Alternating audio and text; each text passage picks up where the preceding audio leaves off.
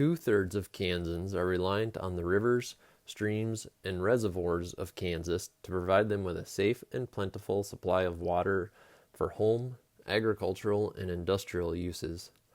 Properly functioning riparian areas play a critical role in surface water supply, and Kansas Forest Service is committed to providing the expertise to Kansas citizens and governmental entities to establish and enhance native vegetation riparian areas. One such program is the State of Kansas Interagency Streambank Protection Team.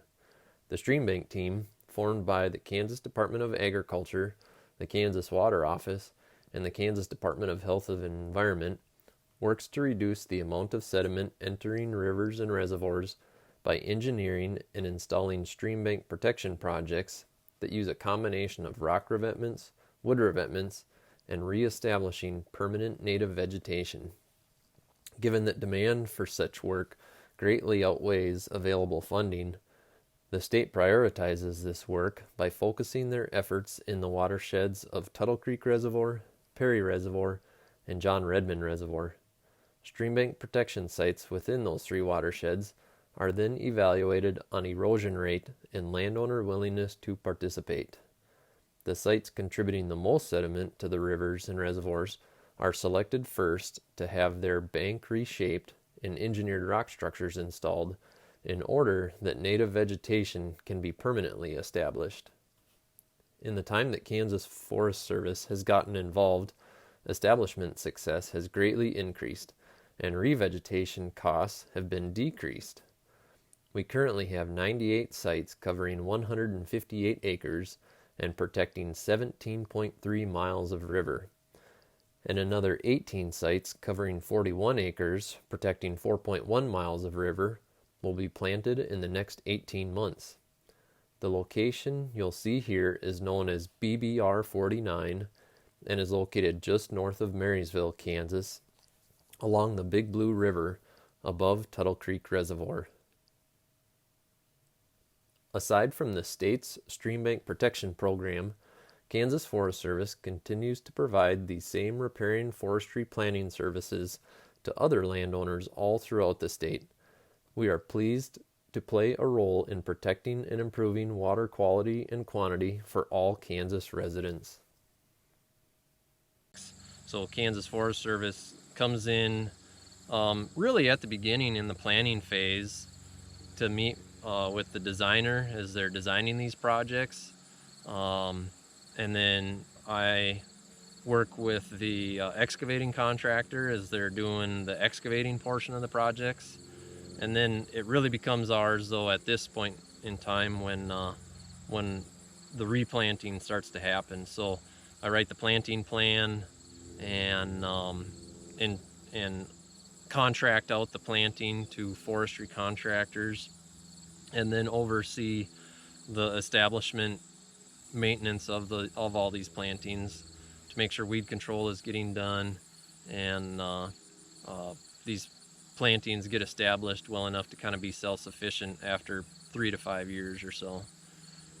So yeah, Kansas Forest Service is kind of the vegetative contractor in a way, and we sub part of that out, but we just are here to ensure that trees and shrubs and native grass get reestablished on these sites that have been suffering from streambank erosion. As you can imagine, this was an eroding bank, so it was straight up and down. And so they came in. First thing was place the rock weirs angling upstream, because the rock weirs help redirect the flow of water. And so that kicks the water back out into the middle of the channel rather than having it flowing really fast and strong right up next to the stream bank and erode more dirt away. The next thing they did is they placed rock. We can't see it because most of it's actually filled in with sediment already, but place rock in between each weir right at on the water's edge. And that is a resistive force for the water that still is flowing right next to the bank. That helps resist erosion there. And then the vegetation side of things is also resistive. So here we're at kind of 2/3 of the way through this project, where the rock has been placed both in the weirs and along the edge.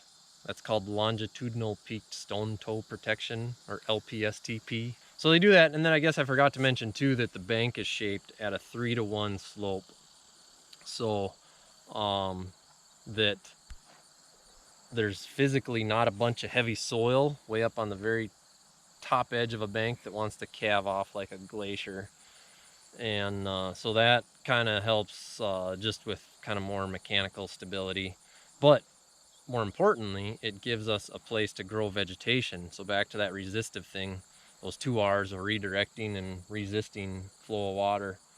So that gives us a spot to plant something. And right now there's a lot of weeds or first responders here. But there is grass seed that was seeded here. We'd have to dig through the mulch to see if it is coming, but I imagine it is starting to come. But a mix of native grass seeds and a nurse crop like oats or wheat was probably thrown in there too. And then of course the shrubs are getting planted all throughout the length of the slope right now. We've got water loving shrubs in the false indigo and the buttonbush down next to the water's edge that can withstand being underwater for a while. They can withstand being bent over by floods, and they'll spring back up. So they'll be down next to the water's edge, and then as we transition up out of the channel, then we get into other species.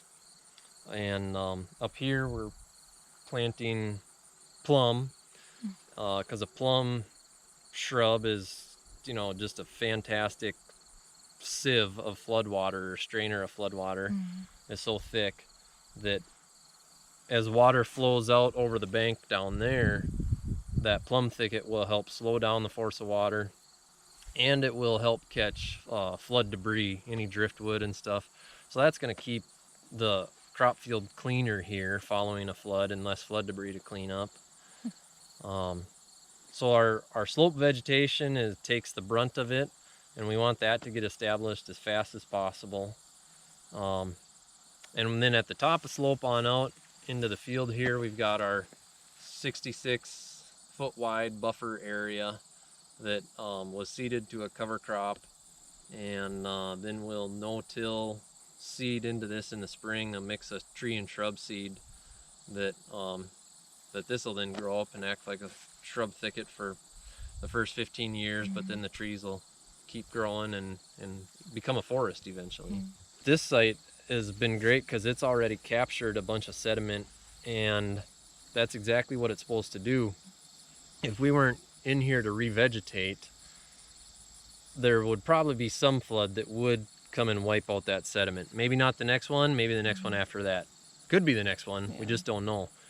The rock does have a lifespan, because after about 15 or 20 years of freeze-thaw cycles, it's going to be broken down and not be able to redirect the water, resist the water like it does brand new. So it does do a really good job though in those first 15 years or so, and that allows the vegetation to get reestablished, just like down there where we see some willows already starting to come. That was just a real small patch of willows, but it's already expanded because those weirs are kicking the water out away and not tearing out the patch of willows every time a flood comes through. So that patch of willows has already been able to expand, and it'll continue to expand. And so yeah, if we can get vegetation on these slopes then to hold the loose soil in place and fill in, and then eventually that vegetation is going to start catching sediment and silt. And the oldest site that was done is in Kansas, is right up on the state line upstream of here on the Little Blue River. This is the Big Blue, but it was shaped to actually a 4-to-1 slope, so a little flatter than this slope here. And you walk out there now, you walk from the buffer area, the flat field, out to the buffer area, and you're not walking down a steep slope, you're walking down a real gradual grade to the edge of the river, because the trees and shrubs and grass on that slope caught so much sediment over the past 25 years now, that it has built that slope back up. And now that slope is a little more naturally stable, or it's more stable a little more of a natural kind of self-stabilization has happened with that vegetation in place. Very cool.